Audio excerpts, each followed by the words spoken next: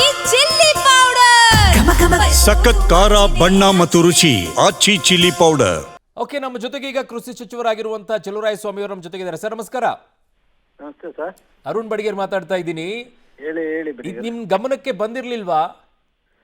ಸ್ವಾಮಿ, ನಮ್ ಗಮನಕ್ಕೆ ಯಾರು ಕಳ್ರವ್ರೇನ್ ಗೊತ್ತಿರೋ ಬಿಟ್ಟಾವಾ? ಹಾ, ಇದು ಸೆಂಟ್ರಲ್ ಮತ್ತು ಸ್ಟೇಟ್ ವಿಜಿಲೆನ್ಸ್ ಕಂಬೈನ್ಡ್ ಆಗಿ ರೈಡ್ ಮಾಡ್ತಾ ಇರೋದು. ಓಕೆ, ಯಾವ ಸೆಂಟ್ರಲ್ ಮಾತ್ರ ಅಲ್ಲ. ಮತ್ತು ನಾನ್ ಬಂದ್ಮೇಲೆ ಈವನ್ ರೆವಿನ್ಯೂ, GST, ಕಮರ್ಷಿಯಲ್ ಎಲ್ಲರೂ ಕಲೆಕ್ಟಿವ್ ಆಗಿ ಮಾಡ್ಬೇಕು ಅನ್ನೋ ತರ ತೀರ್ಮಾನ ಮಾಡಿರೋದು ನಾನು. ಯಾಕೆಂದ್ರೆ ಕೆಲವು ಕಡೆ GST ಇಂದ ನಮ್ಗೆ ಐಡೆಂಟಿಫೈ ಆಗುತ್ತೆ, ಕೆಲವು ಕೇಸ್ಗಳನ್ನ ನಾವು ನೇರವಾಗಿ ಹಾಕ್ಲಿಕ್ಕೆ ಬರಲ್ಲ.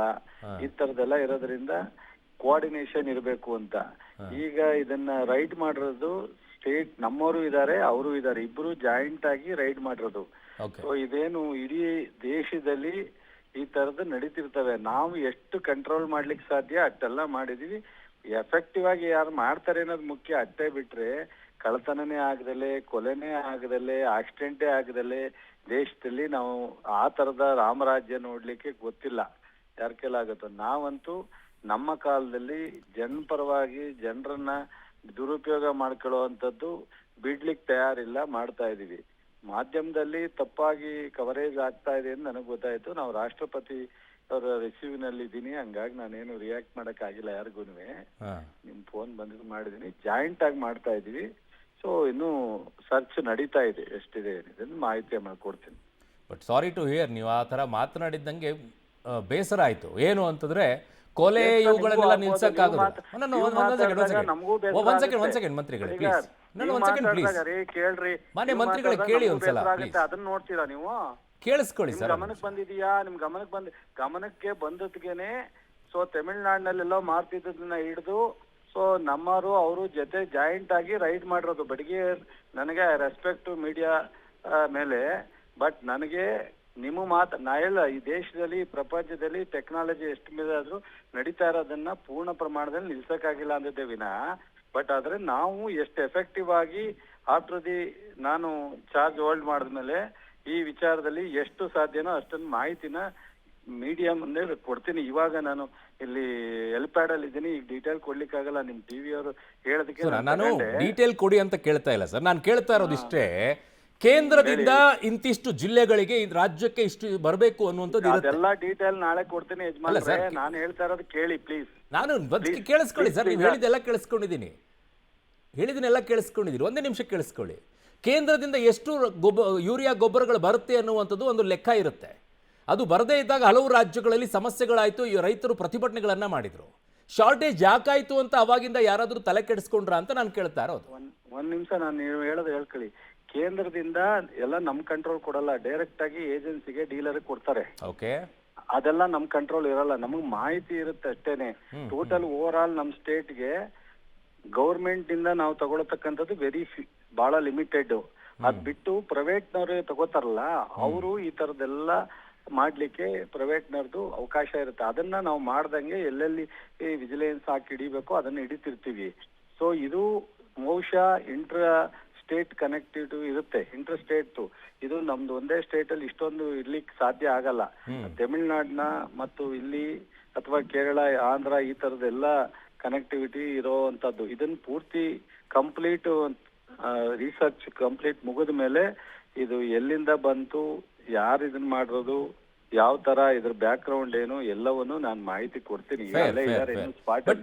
ರಾಜ್ಯದಲ್ಲಿ ಒಂದು 4-5 ಜಿಲ್ಲೆಗಳಲ್ಲಿ ಸಮಸ್ಯೆ ಆಯ್ತು ಸರ್ ಯೂರಿಯಾದು. ರೈತರು ತುಂಬಾ ಆಕ್ರೋಶ ವ್ಯಕ್ತಪಡಿಸಿದ್ರು. ಅದೆಲ್ಲ ಅವಾಗ ಆಗಿರೋದು ಸಪರೇಟ್. ಅದಾದ್ಮೇಲೆ ಈಗ ಸಫಿಶಿಯಂಟ್ ಆಗಿದೆ, ಯೂರಿಯಾ ಬರ್ತಾ ಇದೆ. ಅವತ್ತು ಶಾರ್ಟೇಜ್ ಆಗಿದ್ದು ಯಾಕೆ ಯೂರಿಯಾ? ಶಾರ್ಟೇಜ್ ಆಗಿದ್ದು 3.5 ಲಕ್ಷ ಮೆಟ್ರಿಕ್ ಟನ್ ಕಡಿಮೆ ಕೊಟ್ಟಿದ್ದು ಸಪ್ಲೈ. ಅಲ್ಲ ಅದೇನಾಯ್ತು ಅಂತ ಒಂದ್ ನಿಮಿಷ ಅದರದ ನಾನು ಅದೇ ಹೇಳಿದ್ದು. ಇದು ಯಾವ ಸ್ಟಾಕು ಎಲ್ಲಿಂದ ಬತ್ತು ಅನ್ನೋದು ಡೀಟೇಲ್ ನಾನು ತನಿಖೆ ನಡೀತಾ ಇರೋದ್ರಿಂದ ನಾನು ಅದಾದ್ಮೇಲೆ ಕೊಡ್ಬೇಕಾಗತ್ತೆ. ಆಫೀಸರ್ ಅಲ್ಲೇ ಇದ್ದಾರೆ, ನಮ್ಮ ಡೈರೆಕ್ಟ್ರು, ಜಾಯಿಂಟ್ ಡೈರೆಕ್ಟರ್ ಎಲ್ಲ ವಿಜಿಲೆನ್ಸ್ ಇಬ್ರು ಜೊತೆಲೇ ಇದ್ದಾರೆ. ಈಗ ನಾನು ಮಂಡ್ಯದಲ್ಲಿ ರಾಷ್ಟ್ರಪತಿಯವರ ಫಂಕ್ಷನ್ ಅಲ್ಲಿ ಇದ್ದೀನಿ. ಓಕೆ ಓಕೆ ಓಕೆ, ನಂಗೆ ಅರ್ಥ ಆಗುತ್ತೆ. ಬಟ್ ನನ್ನ ಒಂದೇ ಒಂದು ಸಲಹೆ ಸರ್, ದಯವಿಟ್ಟು ಪ್ಲೀಸ್ ಹೇಳಿ ಸಲಹೆ ಯಾರಾದ್ರೂ ಆದೇಶನೇ ಮಾಡಿ. ಯಾವ ಅಧಿಕಾರಿ ಇದರಲ್ಲಿ ಶಾಮೀಲಾಗಿದ್ದಾರೋ ಅಂತವ್ರನ್ನ ಸಸ್ಪೆಂಡ್ ಮಾಡಬೇಡಿ. ನೋಡ್ರಿ ಅಲ್ಲ, ಅಂತವ್ರನ್ನ ಸಸ್ಪೆಂಡ್ ಮಾಡಬೇಡಿ, ಅಲ್ಲಲ್ಲ, ವಜಾ ಮಾಡಿ ಕಿತ್ತು ಬಿಸಾಕಬೇಕು ಸರ್. ಒಂದ್ ನಿಮಿಷ ಕೇಳಿ. ಒಂದ್ ಪಕ್ಷ ವಿಜಿಲೆನ್ಸ್ ಅಥವಾ ಇನ್ನೊಂದು ಯಾವುದೇ ರೀತಿನಲ್ಲಿ ಯಾರು ಅಧಿಕಾರಿ ಇನ್ವಾಲ್ವ್ ಆಗಿದ್ರೆ ಅವ್ರನ್ನ ಕಂಪ್ಲೀಟ್ ಮಾಡ್ತೀವಿ, ಡಿಸ್ಮಿಸ್ ಮಾಡಬೇಕು, ನೀವು ಸಸ್ಪೆಂಡ್ ಮಾಡಬೇಡಿ. ಬಿಡಯ್ಯ, ಕಂಪ್ಲೀಟ್ ಅದನ್ನ ವಜಾ ಮಾಡ್ತೇವೆ, ಸಸ್ಪೆಂಡು ಮಾಡ್ತೀವಿ, ಡಿಸ್ಮಿಸ್ ಮಾಡ್ತೀವಿ, ಕ್ರಮನ ತಗೋತೀವಿ. ಅದೊಂದೇ ನನ್ನ ಕಳಕಳಿಯ ವಿನಂತಿ ಅಷ್ಟೇ. ಖಂಡಿತ ಮುಲಾಜಿಲ್ಲ. ಆಮೇಲೆ ಒಂದ್ ತಿಳ್ಕೊಳ್ಳಿ ಬಿಡಿಗೆ, ನಾನು ಯಾವ್ದನ್ನು ಸ್ಪೇರ್ ಮಾಡಕ್ ತಯಾರಿಲ್ಲ, ಯಾವ ಮುಲಾಜು ನೋಡಕ್ ತಯಾರಿಲ್ಲ. ಸೊ ಇದನ್ನ ನಾನು ಸ್ಟ್ರಿಕ್ಟ್ ಆಗೇ ಮಾಡ್ಕೊಂಡ್ ಬಂದಿದ್ದೀನಿ. ಇವತ್ತಿನ ವಿಚಾರದನ್ನು ಡೀಟೈಲ್ ಎಕ್ಸ್ಪ್ಲೈನ್ ಅಲ್ಲ, ನಾನು ಯಾಕೆ ಅಂತಂದ್ರೆ ಇತ್ತೀಚೆಗೆ ಅನೇಕ ಬೆಳವಣಿಗೆಗಳಾದಾಗ ಅಧಿಕಾರಿಗಳನ್ನ ಬೇಲ ಸಸ್ಪೆಂಡು ಇದನ್ನ ಕೇಳಿ ನಮಗೂ ಸಾಕಾಗಿದೆ. ಯಾರು ಸಸ್ಪೆಂಡ್ ಮಾಡ್ತಾರೆ? 3-4 ತಿಂಗಳಾದ್ಮೇಲೆ ಮತ್ತೆ ಬರ್ತಾರೆ ಅವರು. ಕೋರ್ಸ್ ಅದೀಗ ಅದು ಕಾನೂನಿನಲ್ಲಿ ಅವ್ರಿಗೆ ಸಸ್ಪೆಂಡ್ ಮಾಡಿದವ್ರಿಗೆ ರಿವೋಕ್ ಆಗೋದು ಸಹಜವಾಗಿರುತ್ತೆ. ಡಿಸ್ಮಿಸ್ ಮಾಡ್ಲಿಕ್ಕೆ ಒಂದು ಹಂತಕ್ಕೆ ಹೋಗ್ಬೇಕಾಗತ್ತೆ. ಆಮೇಲೆ ಕೋರ್ಟ್ಗಳಿದಾವೆ, ಕೋರ್ಟಲ್ಲಿ ಅವರು ಸ್ಟೇ ತಗೋತಾರೆ, ಇವೆಲ್ಲ ಇರುತ್ತೆ. ಒಪ್ಕೊಳ್ಳೋಣ, ಖಂಡಿತ ನಿಮಗೂ ಹೇಳೋದನ್ನ ನಾನು ಇದು ಅಂತ ಹೇಳಲ್ಲ. ಬಟ್ ನಾವು ಬಹಳ ಸೀರಿಯಸ್ ಗಂಭೀರವಾಗಿ ತಗೊಂಡಿದೀವಿ. ಬಟ್ ನನಗೆ ಯಾವುದೇ ಕಾರಣಕ್ಕೆ ಸ್ಪೇರ್ ಮಾಡಲ್ಲ.